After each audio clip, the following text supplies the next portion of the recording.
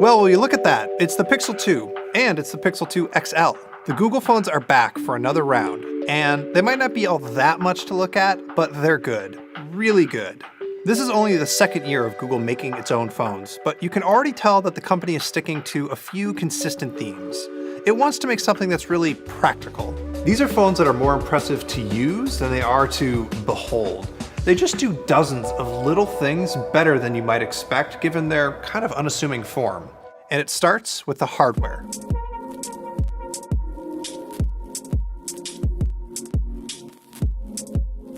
The nice thing about these phones is that, other than the size of the screen and the battery, they are basically identical. Google isn't making you miss out on too much by choosing the smaller phone. And for both the different sizes, there are a few different colors, and they all have slightly different textures. The white and the blue ones look nicer to me, but the black ones are a little bit easier to grip. Even so, I really prefer the Pixel 2 XL because of the screen. It's got this huge 6-inch 18:9 OLED screen that goes nearly edge to edge, with curved corners and a ridiculously high 538 pixels per inch. And the screen looks good to me, but I will tell you that it has been polarizing. You see, lots of Android phones have these phantasmagoric colors, especially compared to the iPhone. But here, the Pixel screen is tuned to sRGB, and so the colors are much more toned down. It's better than your worst LG V30 fears, but it is not up to Samsung quality. If you're into the smaller Pixel 2, the 5-inch screen there isn't quite as technically good, but it's still really nice. It's just smaller and squared off. So we should talk about bezels. Both phones have them, and they look especially big and dumb on the smaller Pixel 2. But even the XL has some thin bezels that go all the way around. So yeah, the bezels are not awesome. But they do make space for dual front-facing speakers, and yo, the speakers sound great. They get really loud without too much audio distortion, they've got pretty good stereo separation, and they even manage to convey a little bit of bass. Now, they're not going to replace a separate Bluetooth speaker, but I am finding I'm using them way more often than I expected. Speaking of sound, there is no headphone jack, which is frustrating and annoying. It's the one impractical design decision that Google made, and I still feel like it's going to be a year or two before the accessory world gets caught up. I have precisely zero faith that USB-C headphones are going to be standard or any good anytime soon. So yeah, don't lose the dongle that comes in the box, and sorry, there are no headphones in the box. Oh, but on the bright side, Bluetooth here is 5.0, and I experienced way fewer drops and audio stutters than I did on the last Pixel. Google kept the glass shade on the back. It's pretty much already the Pixel trademark now, but they did make it smaller. There's also a tiny bit of a camera bump. Google also kept the fingerprint sensor in the same easy-to-reach spot, and it's a crazy fast fingerprint sensor, by the way. It's faster than any I've used on any other Android phone. Specs? Sure, let's run them down. They're totally standard for flagship Android phones. It's a Qualcomm Snapdragon 835 processor with 4 gigs of RAM and base storage of 64 gigs. The bigger Pixel has a bigger battery, so I am getting a little bit more of a day of use out of it. The smaller one didn't quite go that long for me, but it should still hit a day of light to medium use. Unfortunately, there is no wireless charging, but the fast charging over USB-C is, in fact, very fast. The new Pixels are also finally water and dust resistant. They're rated at IP67, which is good enough for a short dunk, but you probably shouldn't go swimming with them. Honestly, it seems like Google went out of its way to make these phones feel kind of plain.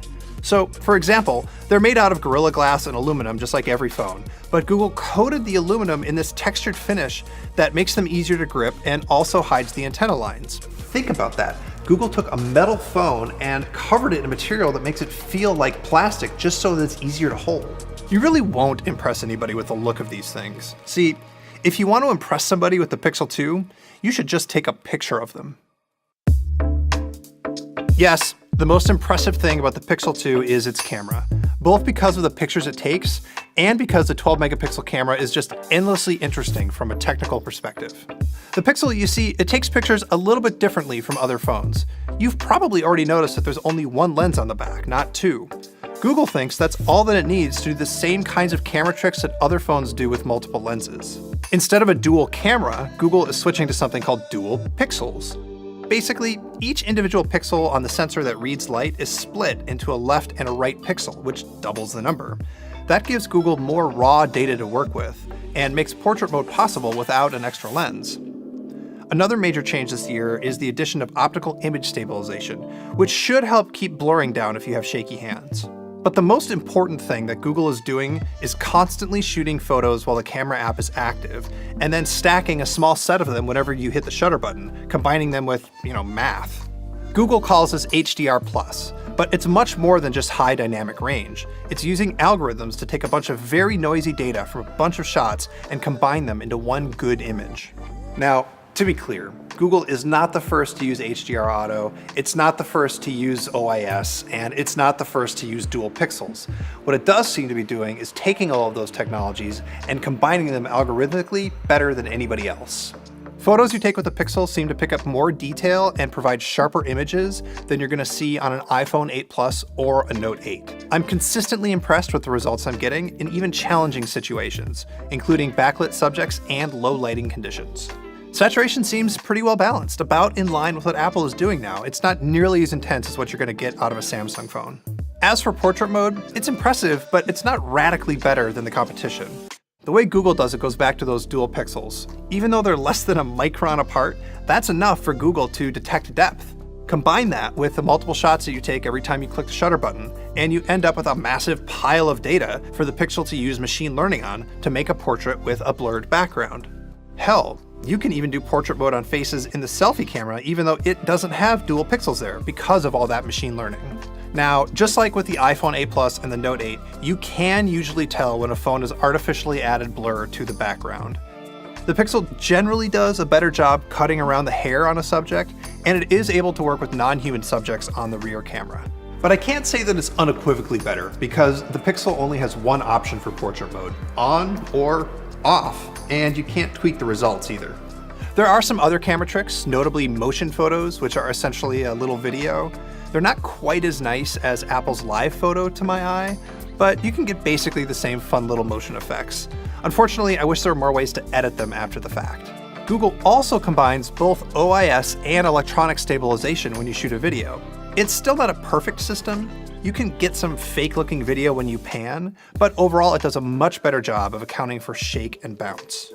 We'll do a full deep dive photo comparison once the iPhone X is out. But in the meantime, here's the bottom line. It's in the same class as the best phone cameras out there, and it's often at the head of that class. What's so fascinating about Google's approach is that it created a camera that gathers more data, not one that just gathers more light. It's an AI approach to photography. Because AI, if you haven't figured it out by now, is a very big deal for the Pixel 2. Now, if we're talking about AI, the most important thing to pay attention to is obviously the Google Assistant. It's good at things you might take for granted as an Android user. It can do a lot of stuff when you're offline. You can set Spotify to be your default music player. You can ask questions in a pretty normal language. There's a full history of your previous searches that's really easy to find. And you can type to it if you don't want to talk, which I love. And now there's a new way to launch the Assistant by squeezing the phone. It is a little gimmicky, but it's also surprisingly convenient, and it works well. You can adjust how hard you need to squeeze the phone to launch the Assistant, and you can also set it to silence the ringer when you squeeze it. What you can't do with this so-called Active Edge feature is remap that squeeze to anything else. It's Assistant or nothing. The Assistant does a better job of worming its way into my everyday use of the Pixel than Siri ever has with the iPhone. It just tends to be more generally useful, with results that point to what I actually want more often. And sometime soon, you're going to get another input method for the Assistant, your camera. The feature is called Google Lens, and for now, it's limited just to a button inside the Photos app. It can recognize stuff like artwork or landmarks or books, movies, and some other things that are pretty easy to do an image search on. Lens will be much more interesting when it's built into the Google Assistant, or the Camera app, or Google Keep, or whatever else you could think of. Long-term, Lens is supposed to be another input method next to text and speech. Short-term though, it's basically just a parlor trick, albeit one that's occasionally useful. Oh, you know how the Pixel is also always listening for you to say, "Okay Google"? Now, it also listens for music. It shows you what's playing on the lock screen without you even needing to ask for it. All of that identification happens locally on the phone. It doesn't send anything to Google's cloud, and it even works if you don't have data. So hopefully it's not too creepy for you. Anyway, it is a nice subtle touch. In fact, there are a lot of nice subtle touches on this phone, and most of them aren't actually AI, they're just iterations on the software. Every time Google makes a phone, it moves some stuff around on the home screen. This time, the Google search button gets moved to the bottom, integrated into the dock. That search box now does double duty as your on-device search too, which is smart. The home screen also has a new widget, which shows your next calendar appointment, the weather, and the date. There are a few artfully animated wallpapers, but I wish there were more of them, and there's no way to make your own with motion photos. But there is one neat trick. If you have a dark wallpaper, the app drawer and the notification shade switch to a dark theme automatically. The lock screen can be set to always on and show little icons for your notifications. I do wish there were a few more customization options for it though. Also, there are some other neat features on the way, like augmented reality stickers inside the camera app, but unfortunately they're just not ready for the launch yet. But really, the most important thing to know is that this is Android as Google sees it. It's pretty clean, there's no extra gunk that you don't want, and it has the fastest and most consistent access to OS updates. And overall, performance has been pretty great. I just hope it doesn't get crufty over time like some Android phones tend to do, but the Pixel's been pretty good in that regard. I just really like the direction that Google is taking the software here, and I really like this phone. A lot of phones are designed for one thing above all else, to give you a dazzling first impression. The Pixel 2 doesn't go in for all that. In fact, the first hardware impression you get isn't going to blow your hair back. But then you start to use it and you notice those little things, like your hair not getting cropped off weirdly in portrait mode. And you notice yourself using the assistant more and that it's giving you better answers. And you notice that the software is fast and it helps you be more productive. Those impressions don't get mentioned often enough, but they're super important. The Pixel 2 and the Pixel 2 XL are phones that are designed to be of use. They're not the nice dining room table where you lay out the fancy silverware for your guests. They're the kitchen counter where you actually eat. It's those everyday impressions that show why this year's Google phones have great design. In fact, there are a lot of that.